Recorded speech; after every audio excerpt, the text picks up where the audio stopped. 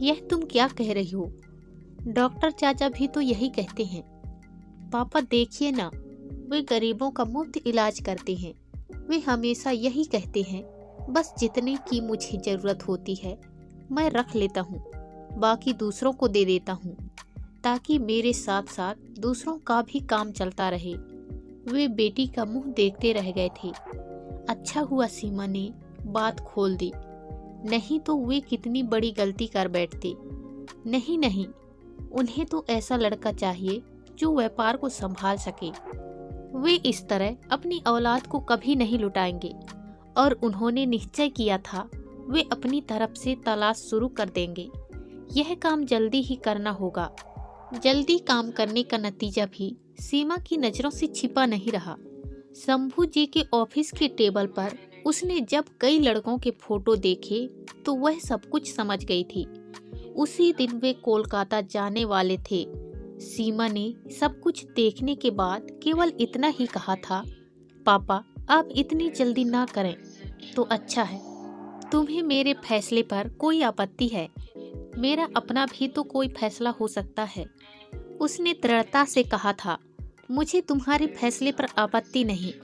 बेटी, दीपक मुझे भी पसंद है, लेकिन मेरी भी तो कुछ खुशियां हैं, कुछ इच्छाएं हैं। तुम जानती हो, दीपक को शादी के बाद आप पहले कोलकाता हो आइए, इस बारे में हम फिर बात करेंगे। उसने उनकी बात काट दी थी। वे निश्चिंत होकर चले गए थे और आज वापस आए थे, लेकिन दरवाजे पर इंतजार करती सीमा कहीं नजर नहीं आ रही थी। वे तेजी से उसके कमरे में गए। शायद उसने कोई मैसेज छोड़ा हो, लेकिन कहीं कुछ भी नहीं था। सब कुछ व्यवस्थित था। तभी नौकर ने आकर धीरे से कहा, सीमा बेटिया आ गई है। सीमा जब उनके सामने आकर खड़ी हुई थी तो वे उसे अपलक देखते रह गए थे। इन 6 दिनों में सीमा को क्या हो गया है? लगता है जैसे इतने दिनों तक सोई ही ना हो। कहाँ गई थी बेटी? रमेश जी के यहाँ माँ की तबीयत ठीक नहीं थी, उन्होंने बुलवा भेजा था। माँ? कौन माँ? वे हैरान थे। रेखा चाची यानी शरद जी की माँ। शरद जी की भी तबीयत ठीक नहीं है।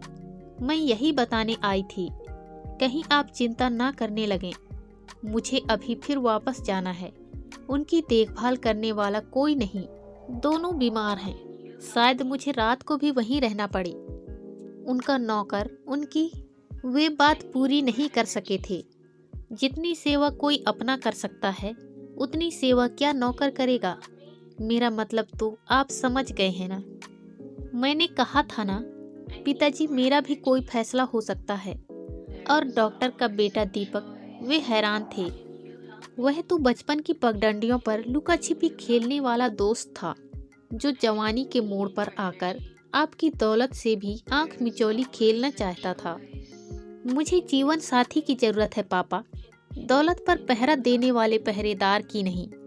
मैं जानती हूँ आपको मेरी बातों से दुख हो रहा है, लेकिन यह भी तो सोचिए, लड़की के जीवन में